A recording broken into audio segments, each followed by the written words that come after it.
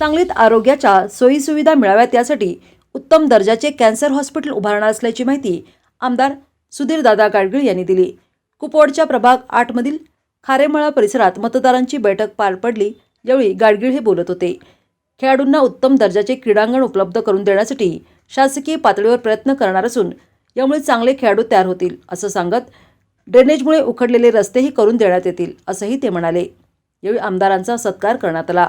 कुपवाड शहराच्या विकासासाठी आमदार गाडगीळ हे प्रयत्नशील आहेत असं भाजपचे जिल्हा पदाधिकारी महेंद्रप्पा पाटील यांनी सांगितले।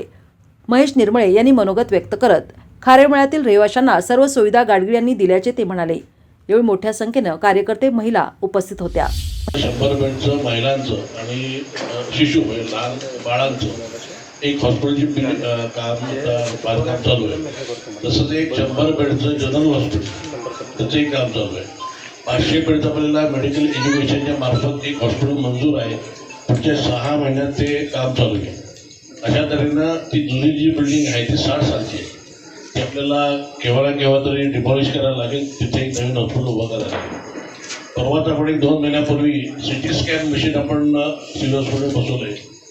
16 कोटी रुपये किंमत त्याची आहे आणि ते आत्तापर्यंत या पश्चिम महाराष्ट्रातलं एकमेव मशीन आहे। एवढं ते अत्याधुनिक आहे। 128 लाख आणि पिवळ्या आणि केशरी कार्डाला फक्त 350 रुपयामध्ये तिथं तपासणी होते। जे आपल्याला बाहेर 7 ते 8 हजार रुपये मोजायला लागतात ते फक्त 350 रुपयामध्ये इतक्या अल्प दरामध्ये मिळणार। तिथं आपण एक कॅन्सर हॉस्पिटलचा प्रस्ताव करतोय। दुर्दैवानं होऊ नये कॅन्सर, पण आपला जो प्रमाणात वाढतोय त्यासाठी आपल्याला प्रायव्हेट हॉस्पिटल 2-3 आहेत, पण एक सरकारी हॉस्पिटल आलं तर आपल्याला त्या रुग्णाला कमी पैशामध्ये आपल्याला सहाय्य करता येईल। तसंच हे झाले आरोग्याचे मिशन।